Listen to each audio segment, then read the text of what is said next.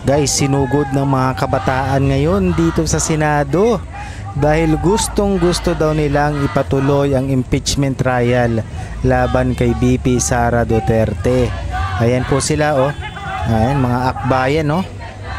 Short for aktivista yan. Tingnan nyo. Ayan, yung mga yan. Oh, ayan.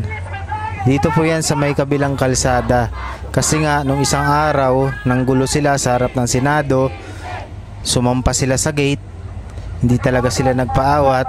Kaya ngayon, nagsasagawa sila ng rally. Marami daw sila. Kayo na po ang humusga.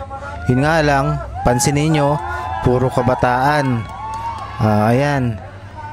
Impeachment trial now. Follow the Constitution. Yun yung kanilang isinisigaw. At galit na galit sila kay Senate President Chis Escudero. Tingnan natin. Kahit na matuloy yung impeachment na yan, ang pagbabasehan pa rin dyan ay ang boto ng mga senador. Kaya wala ring silbi yung mga tatayong mga judge dyan na mga kongresistang gustong gusto at atat na atat patalsikin si VP Sara Duterte. Hintay lang kayo sa 2028, mauubos din kayo, ha? Ayan. Alright? So, nandito sila sa kabilang kalsada dito sa JW Jokno Boulevard. Bale, sinarado to at yung mga sasakyan dun sa kabila dumadaan. Ayan mga kababayan, no? So, kayo po mga kababayan, ano inyong reaction dito? Sabi nga nila, kaya daw ulit nilang punuin ang EDSA. Yun nga lang, puro kabataan. Kawawa naman yung mga estudyanteng ito, no? Salip na mag-focus sa pag-aaral, salip na mag-focus sa mga academic, nandito at nakikibaka sa mga usaping politikal. Ayan, no? Kawawa naman itong mga to. Ano ba yan? Oh, kayo mga kababayan ko dyan, anong inyong tingin dito, no? Parang ano lang parang dinampot lang ulit sa gilid-gilid Ayan. So yun mga kababayan, yun ang ating update ngayon dito. So ano po ang inyong reaction dito? 'Di ba? Sabi ko nga sa inyo, kahit na matuloy impeachment na yan, mas gusto pa nga yan ni VP Sara, no? Kasi nasa tama si VP Sara at alam niya lahat ng gagawin pagdating dyan. Kababayan, may magrarally daw ngayon dito sa may Senado. Ay nako, mga tao nga naman ngayon, kung sino pa yung gumagawa ng maayos sa ating bansa, sino pa yung lalong dinidiin. Yun nga lang, sa pagdiin nila, mas lalong minamahal ng taong bayan ang mga Duterte. Kaya daw nilang punuin ang EDSA. Ganun talaga dito sa Pilipinas. Magkaka-EDSA 3 daw. Kaya nga pagdating natin ng 2028, dyan tayo babawi. Mga kababayan, nandito. So yun lang no mga kababayan, at salamat sa inyong panonood. Comment down below kung ano yung reaction dito. Maraming salamat po sa inyong panonood kay Kuya Bok TV. Hanggang dulo, susuportahan natin ang mga Duterte. Thank you po and God bless. Solid DDS tayo.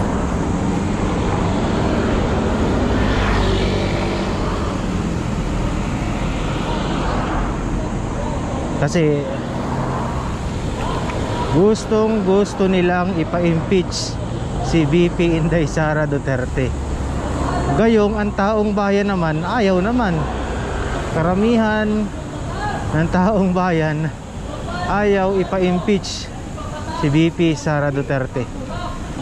O ayan, nasa kabila sila. Bawal pala sila dito sa may Senado. Kasi nung nakaraan nanggulo sila.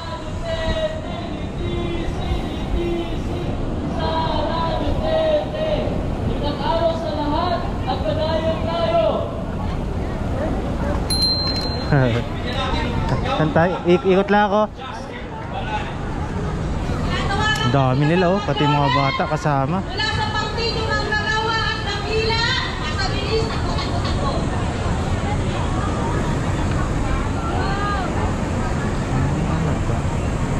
At para sa susunod na tagapagsalita, tinatawagan namin sinasamang Philomena 5 mula sa COSMA. Hinir. Unang petitioner ng impeachment group.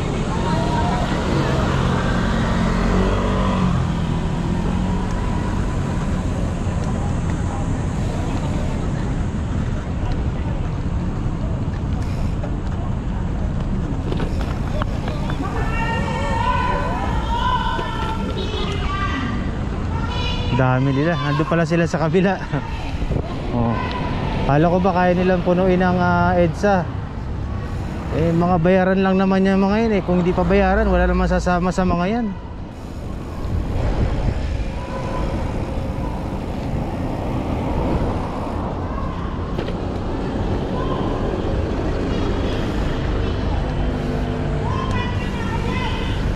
Kung hindi pa bayaran yung mga yan, walang pupunta dyan.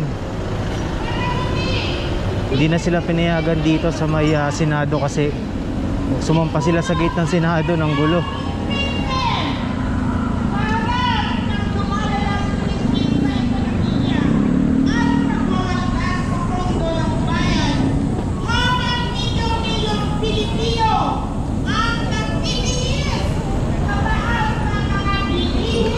Dito ta.